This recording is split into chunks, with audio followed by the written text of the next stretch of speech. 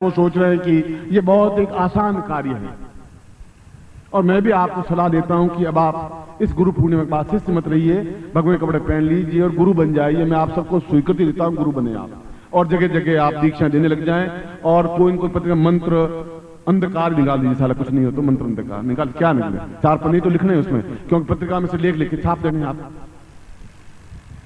मगर आप सोचिए कि क्या कितना फ्रॉड है, कितना झूठ है, कितना छल है। ये मैं अपने परिवार में अपनी बात कर रहा हूं, और परिवार में बात करना मेरा धर्म और फर्ज है, इसलिए कि उन जवान लड़कों को समझाना मेरा धर्म है कि ये तुम्हारी ड्यूटी है, तुम्हारा धर्म है। अंधकार फैलेगा तुम्हारी गलती से फैलेगा, और उन पाखंड को दूर करोगे तुम्हारा धर्म तुम्हें विजय होगी। ये मेरा आशीर्वाद होगा तुम्हारे साथ में।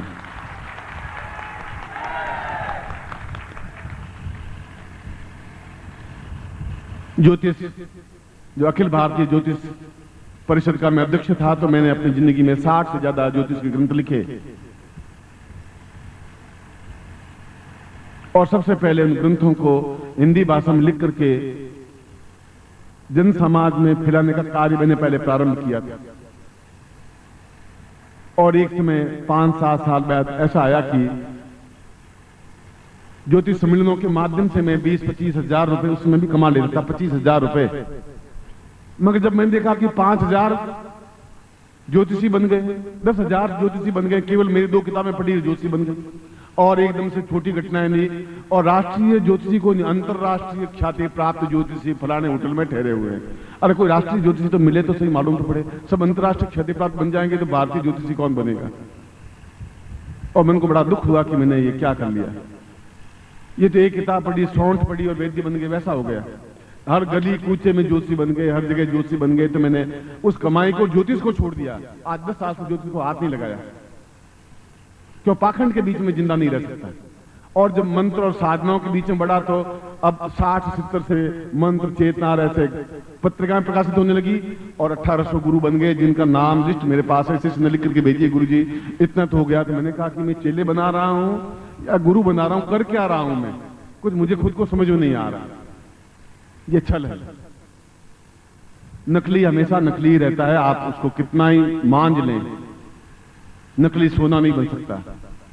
और पनामा पत्ती का और निरमा साबुन का विज्ञापन तो टीवी पे देखता हूं, मगर सोने का विज्ञापन होता ही नहीं, हीरों का विज्ञापन नहीं होता। मेरे विज्ञापन करने की जरूरत नहीं होती, ना अखबारों में देने की जरूरत है कि नानक शिमाली वहां पधार रहे हैं। जहां मैं आऊंगा अपने आप शिष्य आ जाएंगे, क्योंकि कस्तूरी की सुगंध तो सब जगह होगी।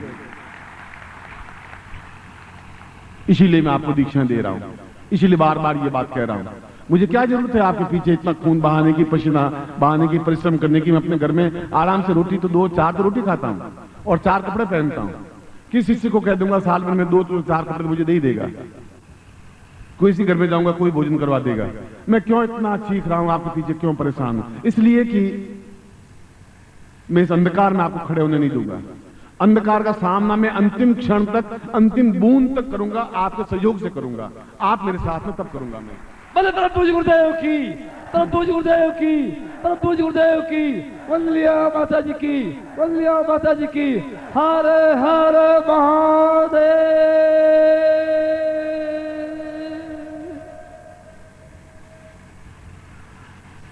एक जगह गया शिविर लगाने के लिए, तो उन्होंने बाहर शीशियां बेचनी शुरू कर दी।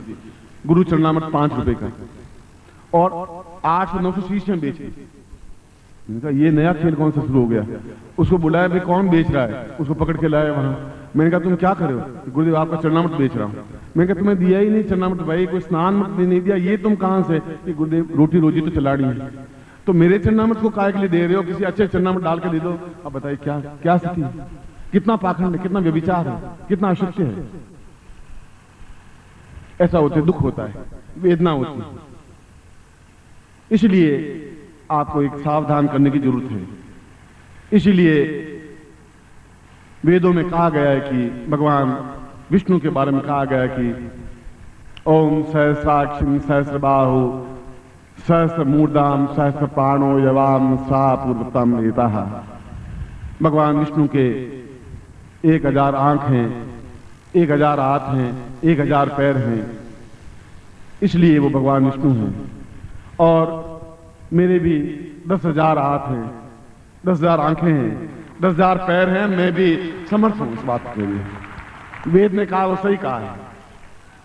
इतने इतने शिष्य मेरे सामने खड़े हैं और अपने आप में पूर्ण यौवन उद्दाम से वेग के साथ खड़े हैं, ताकत के यौवन से छलछलाते हुए खड़े हैं। वो काल से भिड़ने की क्षमता रखने वाले खड़े हैं, क्योंकि मैंने अपने खून से उनको तैयार किया है, पानी से तैयार नहीं किया है।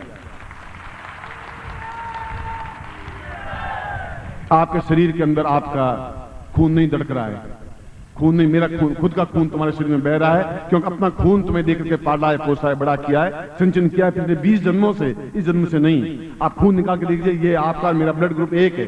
बल बल पूज्य गुरुदेव की, बल पूज्य गुरुदेव की, बल पूज्य गुरुदेव की, सिद्धाश्रम साधक परिवार की, हर हर महादेव।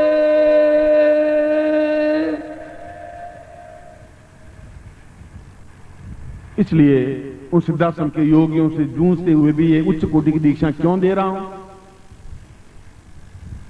जब गुह्या से गुह्य गोपनीयतम कहा गया शास्त्रों में कि गोपनीय से गोपनीय दीक्षा है या प्रयोग है, आप नहीं दें। जब सन्यासी उच्च कोटि के सन्यासी कहते हैं कि आप ये क्या कर रहे हैं, उन लोगों के हाथ में ये तलवार काहे के लिए दे रहे हैं, क्यों दे रहे हैं? उनको मालूम नहीं है, गुफा में बैठे हुए हैं। मुझे मालूम है 3 साल बाद कितना अंधकार गिर जाएगा। उसका अंधकार तो शुरुआत हो चुका है। उस अंधकार से जूझने के लिए मुझे उच्च से उच्च उनको ज्वालामुखी बनाना पड़ेगा, उनको साधना देनी पड़ेगी, अपने आप में अद्वितीय ऐसा बनाना पड़ेगा कि यमदूत की तरह सामने खड़े हो जाए, पाप और पाखंड खड़ा नहीं हो सके। इसके लिए मैं आपको खड़ा कर रहा हूं, इसलिए आपको साधना दे रहा हूं। अन्यथा फिर आप शिष्य कहलाने के काबिल भी नहीं है। पाखंड को प्रश्रय देंगे, उनको साहस देंगे, पाखंड को थपथपाएंगे, उनके सामने डटकर खड़े नहीं होंगे, तब फिर ये परिवार बिखर जाएगा, फिर अंधकार गिर जाएगा। मैं रहूंगा या नहीं रहूंगा मैं नहीं कह सकता, मगर उस अंधकार में आप स्वयं अपनी पीढ़ियों से, आने वाले बच्चों से, पुत्रों से, पड़ोसियों से दुखी, आक्रांत और आक्रांत हो जाएंगे। यही गीता में कृष्ण ने कहा था कि यदि मैं इस समय खड़ा नहीं होऊंगा तो बहुत अंधकार फैल जाएगा। और उन्हें अत्याचारियों को, दुर्योधन, दुशासन जैसे लोगों को समाप्त करने के लिए खड़े हुए, जूझे। क्या जरूरत थी उनको महाभारत में जूझने की? द्वारका जैसा स्वर्ण रचित उनका साम्राज्य था, मगर एक धर्म था, एक कर्तव्य था। गोविंद सिंह ने अपने दोनों बेटों को क्यों चुनवा दिया दीवार में? क्योंकि उनका धर्म था, एक कर्तव्य था। और तुम्हारा भी धर्म और कर्तव्य है कि अगर अपने खुद के लिए जीते हो तो कुत्ता भी अपने लिए जी लेता है, मगर जीना है एक सत्य के लिए, एक उच्चता के लिए, एक श्रेष्ठता के लिए, पूर्णता के लिए। इसलिए आप जिंदा हैं, इसलिए जिंदा रहने की कृपा कह रहा हूं। बल बल पूज्य गुरुदेव की, बल पूज्य गुरुदेव की, बल पूज्य गुरुदेव की, सिद्धाश्रम साधक परिवार की, हर हर महादेव।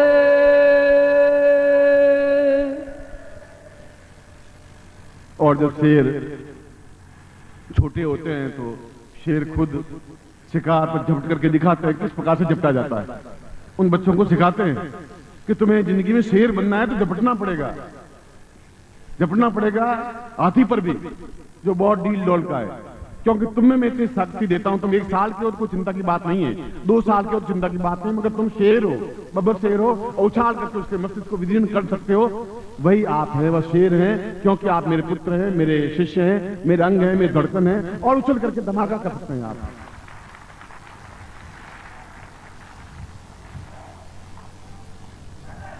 इस समय केवल चंडीगढ़ मेरे सामने नहीं बैठा है, पूरा भारतवर्ष बैठा हुआ है, और पूरे भारतवर्ष के शिष्यों को ये चेतना देनी जरूरी है, ये एहसास कराना जरूरी है। ये अपना स्वार्थ मेरा नहीं है, मेरा तो कोई व्यक्तिगत स्वार्थ जैसी कोई चीज है ही नहीं। मैंने पहले ही कहा था, कोई इच्छा, कोई आकांक्षा भी नहीं है, मगर यह है कि अपने आंखों के सामने चीर रण नहीं होगा, ऐसा भी नहीं देख पाऊंगा। मैं ऐसा भीष्म नहीं बन सकता कि मेरे सामने चीरण और वो आंख नीचे करते हुए बैठे रहे। ऐसे भीष्म पितामह वहां बैठ सकते थे, मैं नहीं बैठ सकता, ऐसा वो वहां हो सकता था। जहां उसकी कुलवधू नंगी की जा रही थी, वो बैठे बैठे देखते रहे, तमाशा देखते रहे। इससे जैसा धिक्कार जैसा कोई व्यक्तित्व नहीं हुआ। भीष्म कैसे पैदा हो गए, वो कैसे देखते रहे वो।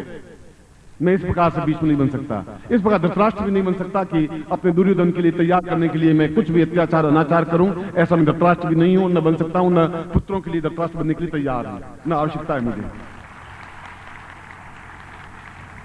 मैं जिंदा हूं ज्ञान के लिए, चेतना के लिए, प्राणों के लिए।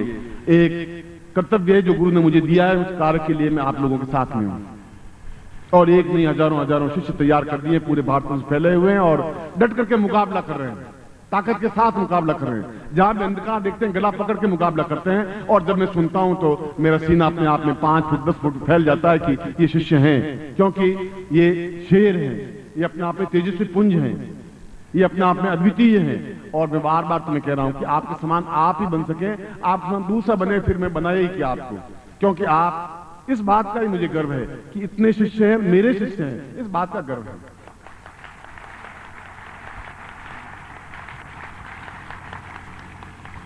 मुझे विश्वास है कि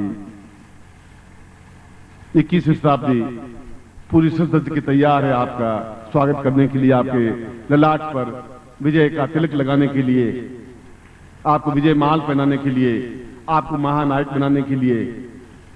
और उस 21वीं शताब्दी के पहले मैं आपको उच्च कोटि की दीक्षाएं और उच्च कोटि के प्रयोग संपन्न करवा करके ऐसा बना देना चाहता हूं कि आपको कोई चुनौती दे ही नहीं सके, मनुष्य तक का देवता भी चुनौती नहीं दे सके, इतना समर्थ और सशक्त बना देना चाहता हूं। गुरुदेव की